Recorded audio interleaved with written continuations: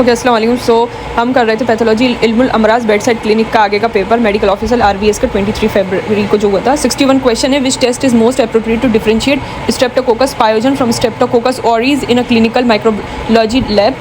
तो coagulase test, catalase test, hemolysis on blood agar, bile esculin test. The answer is catalase test, जो differentiate करता है between staphylococcus species and streptococcus species. ठीक है, then come to the next question, that is 62। In enteric fever which of the following organ is primarily affected during the second week of illness.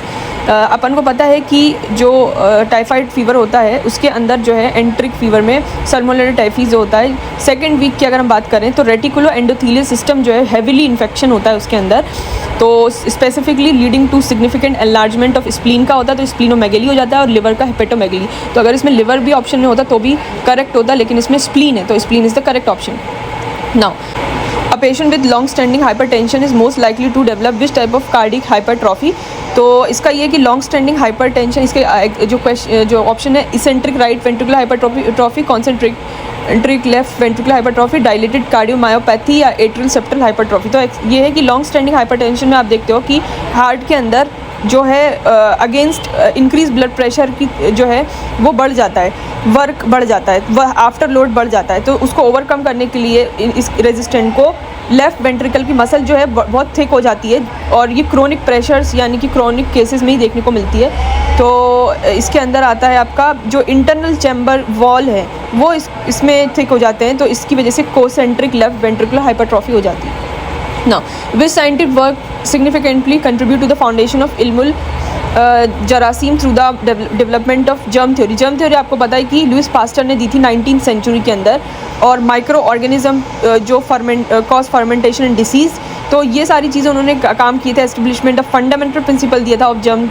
तो देखो इसका answer Louis pastor तो है, germ theory Louis pastor ने दी थी, लेकिन Robert जो coach थे उन्होंने आइडेंटिफाई करा था bacillus anthracis as the positive agent of anthrax का, तो उनका ये कंट्रीब्यूशन था। और उसके बाद आता है अलेक्जेंडर फ्लेमिंग की बात करें तो ये एक एक्सीडेंट, आपको पता है कि एक्सीडेंटल एक डिस्कवरी है पेनिसिलिन की।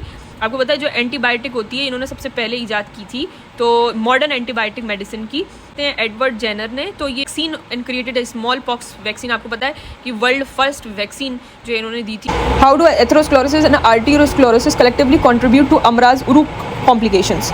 तो आपको पता है ये आर्टेरियल कॉम्प्लिकेशन है, दोनों है ना, कंडीशन है, कॉम्प्लिकेशन है, और ये दोनों ही रिड्यूस करती हैं arterial elasticity and blood flow, क्योंकि इसके अंदर प्लाक जो है वो बिल्डअप हो जाता है, हार्डनिंग हो जाती है arterial wall. Question 66, a patient presenting with excessive mucus in stool is most indicative for which of the following disease.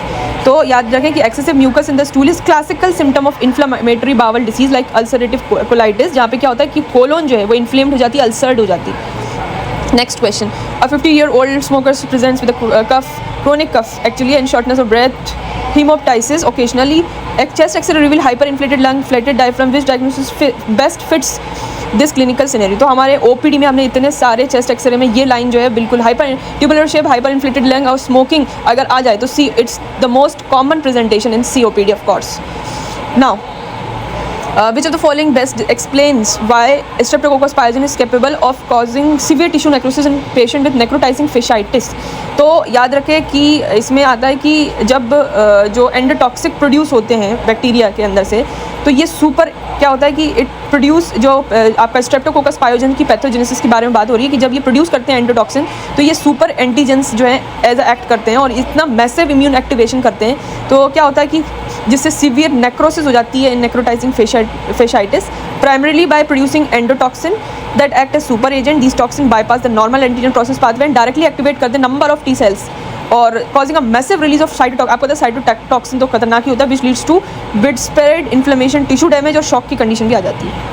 Now, a biopsy of the जो है आपकी gastric body show gland replaced by proliferated mucous neck cells resembling pyloric glands with unclear clinical relevance which of the most likely diagnosis क्या हो सकता है। आपने gastric body की biopsy ली, उसमें आपको देखने को मिले mucous neck cell देखने को मिलते हैं, ठीक है, जैसे लग रहा है जैसे पाइलोरिक ग्लैंड्स होते हैं ना हमारे पाइलोरिक एंट्रम पे जो, लेकिन कोई सिग्निफिकेंट क्लिनिकल रेलिवेंस नहीं मिल रहा, आपको कोई सिम्टम ऐसे नहीं मिल रहे। तो ये होता है सूडो पाइलोरिक मेटाप्लासिया से, क्योंकि ये क्रोनिक गैस्ट्राइटिस में होते हैं और ये हिस्टोलॉजिकली क्या होता है रिप्लेस्ड हो जाते हैं सेल प्रोलिफरेटिव म्यूकस नेक सेल्स में, क्योंकि इतना सारा जब जो सिम्टम्स होते हैं, बार बार गैस्ट्राइटिस किसी को हो रहा है तो ये अपने आप को रिप्लेस कर देते हैं, तो it is pseudo pyloric metaplasia. Now ischemia of the brain leads to which type of necrosis? आपको पता है कि ब्रेन में आप देखते हैं कि ischemia of the brain leads to liquefaction necrosis, लेकिन जो ischemic necrosis in most solid organ में देखोगे तो कोगुलेटिव नेक्रोसिस दिखता है, लेकिन ब्रेन की अगर बात करें तो ये एक्सेप्शन है कि इसके अंदर लिक्विफेक्शन नेक्रोसिस। तो ये बात याद रखें, जब भी इस्कीमिक नेक्रोसिस की बात आती है, इस्कीमिया होता है किसी भी जगह सॉलिड उसमें, तो वो जो है कोगुलेटिव नेक्रोसिस देखने को मिलता है, ठीक है। लेकिन ब्रेन इज एक्सेप्शन जहाँ पे लिक्विफेक्शन नेक्रोसिस देखने को मिलता है, क्योंकि due to the high content of lipids and hydrolytic enzyme की वजह से within the central nervous system and lack of substantial supportive fibrous stroma तो होता नहीं है, dead brain cells are quickly digest. तो यहाँ पे क्या होता है कि क्विकली डाइजेस्टेड हो जाते हैं, turning the tissue into a liquid viscous mass rather than maintaining its structural outline. तो the answer is liquefaction necrosis. The next part हम बात करते हैं मौलजात जनरल मेडिसिन। इसका जो फर्स्ट क्वेश्चन 71 क्वेश्चन है, विच component of the Unani nuskha is mainly used for its hepatoprotective action in वर्मिकबिज सौदावी। याद रखो सौदावी की बात चल रही है, तो नॉर्मली हमें लिवर के अंदर जो है बीज होते हैं, कासनी वगैरह दे देते हैं, लेकिन इसका आंसर है माउल उसूल दवाउल कुरकुम माजून असनासिया, ठीक है। इसको हम एक्सप्लेन कर देंगे आखिरी में। फिर 72 का क्वेश्चन है, patient present with cough, difficulty in breath, heaviness in the liver, progressive fatigue and mild hepatomegaly, which condition is most likely? Liver से रिलेटेड ही है, तो देखो इसमें जो वर्म मुहद्दब जिगर ऑप्शन, फर्स्ट ऑप्शन, जिसको हम आपको पता है कि मुहद्दब यानी कि कॉन्वेक्स सर्विस ऑफ लिवर को बोलते हैं। नफख ये जिगर मतलब होता है फ्लैचुलेंस होता है। जूसंतारिया मतलब होता है आपका हेपेटिक डायरिया, ठीक है। हेपेटिक डायरिया को हम बोलते हैं जूसंतारिया। Question number 73, a patient with COPD develop sudden onset chest pain and breathlessness on examination, trachea is diverted to the right and breath sound जो है एब्सेंट है लेफ्ट में, तो क्या डायग्नोस होगा?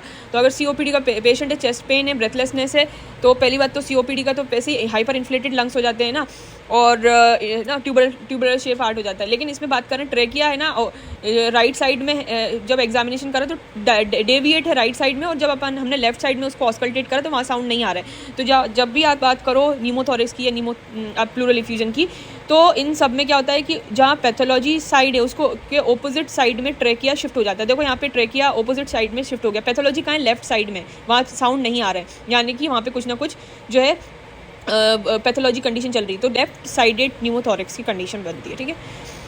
Now which of the following, ये जो है हमने अपने एक्सरे में भी जो है बताया है, जो OPD में हमने दिया था, इसके शॉर्ट्स में आपको दिख जाएगा। विच of the following disease mainly associated with nerve degenerative in the central nervous system? बहुत ही कॉमनली जो हमने प्रेजेंट देखा था कि OPD में पेशेंट आए थे पार्किंसन डिसीज़ के, और ये एक न्यूरो डीजनरेटिव डिसऑर्डर होता है पार्किंसन। एपिलेप्सी कोई भी न्यूरो डीजनरेटिव नहीं होता। माइग्रेन में क्या होता है? पेन होता है। जो इसके हम देखते हैं शक की बात करें, शकीका जिसको बोलते हैं, एक शक में एक हिस्से में होता है, इसकी बारियाँ आती हैं, ये सारी चीज़ रेबर मौलजात में हैं, तो लेकिन ये न्यूरो डीजनरेटिव नहीं है, बेल्स पाल्सी भी नहीं है, और इसका आंसर है पार्किंसन डिसीज़, जो कि हमने एक वीडियो में बहुत अच्छे से इसको एक्सप्लेन करा है। उसके बाद आता है इन क्रोनिक अमराज कल्ब what pathological changes most contribute to development of pedal edema? देखो पेडल एडिमा की बात चल रही है और उसको क्रोनिक जो है हार्ट डिसीज़ है, तो क्या हो सकता है? देखो जब भी इसमें लिखा हाइड्रोस्टैटिक प्रेशर ज़्यादा हो गया कि या फिर ऑनकोटिक प्रेशर कम हो गया या फिर आर्टीरियल प्रेशर ज़्यादा हो गया, लिम्फेटिक ऑब्स्ट्रक्शन हो गया। देखो जब भी आप बात करें एडिमा कहीं हारा, या तो आप ऑनकोटिक प्रेशर की बात कर रहे हो या फिर हाइड्रोस्टैटिक प्रेशर की बात कर रहे हो। ऑनकोटिक प्रेशर का काम ये होता है कि वो फ्लूइड को अंदर उसको मेंटेन करें, अंदर लेके आए, और हाइड्रोस्टैटिक प्रेशर इसका ऑपोजिट काम करता है, यानी कि फ्लूइड को बाहर ले जाता है, तभी तो हमारा एक्सचेंज ऑफ मटेरियल होता है। लेकिन अगर हाइड्रोस्टैटिक प्रेशर ज़्यादा हो गया तो याद रखो वो फ्लूइड फिर है ना बाहर इंटरस्टिशियल स्पेसेस में जमा होने लगता है, जिसकी वजह से क्या होता है? पेडल एडिमा हो जाता है। तो इसका आंसर है increase venous hydrostatic pressure. Now coming to the IBT section.